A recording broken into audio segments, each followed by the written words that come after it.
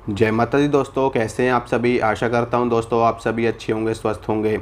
आज मैं आपको ये बताऊंगा कि अगर आप बिना माला के मंत्र का जाप करते हैं, यानी कि आप अपनी मन की माला से मंत्र का जाप करते हैं, मानसिक रूप से मंत्र का जाप करते हैं और मन से जाप करते हैं सिर्फ आसन लगा करके और दोनों हाथों को ध्यान मुद्रा में लगा करके आप किसी भी मंत्र का जप कर रहे हैं, चाहे वो तांत्रिक हो, वैदिक हो, तो वो मंत्र सिद्ध होता है या नहीं होता, या उसका क्या प्रभाव आपके ऊपर पड़ता है, या फिर बिना माला के जाप करने से क्या होता है, ये चीज़ मैं आज आपको बताऊंगा। देखिए दोस्तों, बिना माला के जप करना भी बहुत ज़्यादा श्रेष्ठ रहता है। वो इस वजह से कि माला से क्या होता है कि माला से जब आप किसी मंत्र का जाप करते हो तो उससे आपकी एकाग्रता भंग होती है। वो कैसे होती है?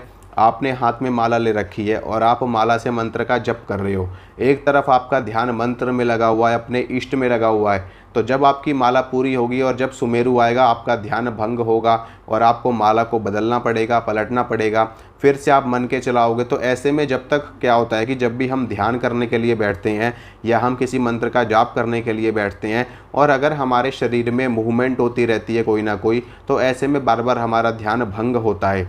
तो इस समस्या से छुटकारा आपको मिल जाता है अगर आप बगैर माला के मंत्र का जाप करते हो।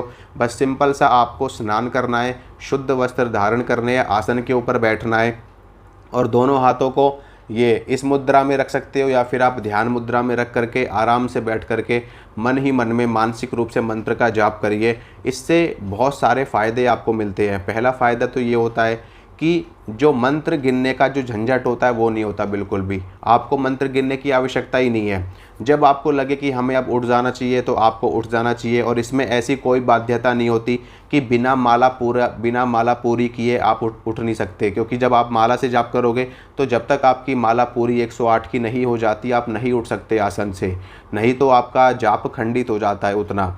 तो इसमें क्या है, इसमें ऐसा कुछ भी नहीं है। आपका अभी मन कर रहा है तो अभी उठ जाओ, आधे घंटे बाद मन कर रहा है तो आधे घंटे के बाद उठ जाओ, कोई झंझट नहीं, कोई समस्या नहीं।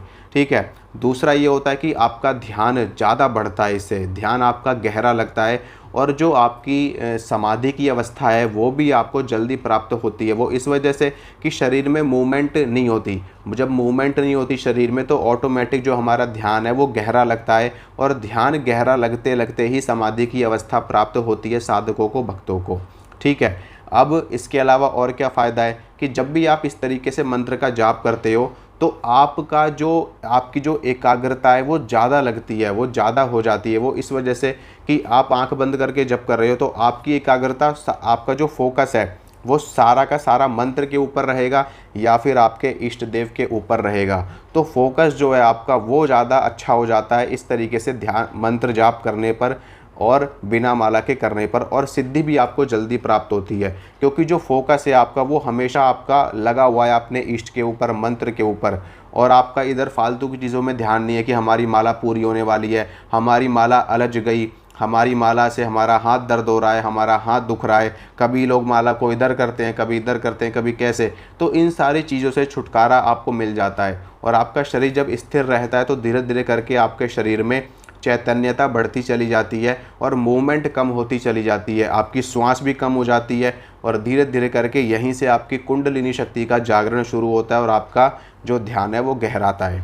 ये इस चीज़ का फ़ायदा होता है। और इसके अलावा अगर आप इस तरीके से जप करते हो तो आपको कोई अनुष्ठान करने की आवश्यकता नहीं है कि आपको 1.25 लाख मंत्र करने हैं या कोई भी करना है। आप किसी भी देवी की या किसी भी देवता की सेवा उठा करके, उनकी साधना या उनकी सिद्धि उठा करके आप इस प्रकार से भी मंत्र का जाप कर सकते हो समय के अनुसार।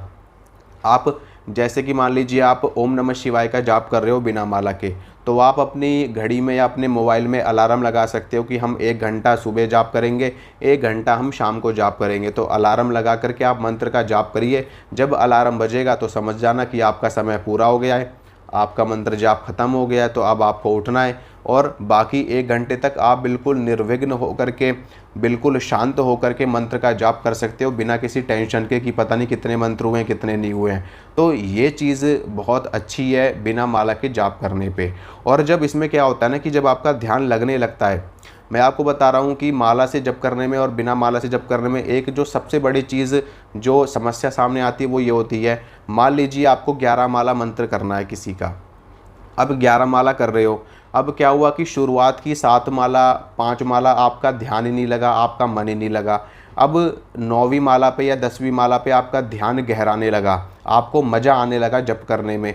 अब पता लगे कि 1 माला के बाद ही तो हमको उठना है, तो वो मज़ा नहीं आता मंत्र जाप करने में। अब इसमें क्या है कि आप बैठो और जप करो।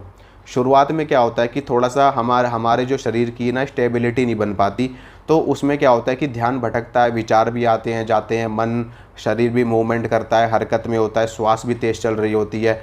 तो ऐसे में क्या होता है ना, तो ऐसे में हमारा ध्यान थोड़ा टाइम के बाद में लगता है, यानी कि थोड़ा जाप करने के बाद में ध्यान गहराता है हमारा। तो जब आप जप करोगे बिना माला के करोगे, तो जब आपका ध्यान गहराएगा तो आप देर तक बैठ सकते हो बिना किसी समस्या के। अभी आपका ध्यान लगा है, अभी आपका मन कर रहा है और भी ज़्यादा जप करने का, तो आप और भी देर तक बैठिए आराम से। जब तक आपका मन ना भर जाए, जब तक आपको लगे कि हाँ अब हमें उठ जाना चाहिए, तब तक आप आराम से बैठ करके जाप कर सकते हो। आराम से बैठ करके अपनी ध्यान साधना आप कर सकते हो।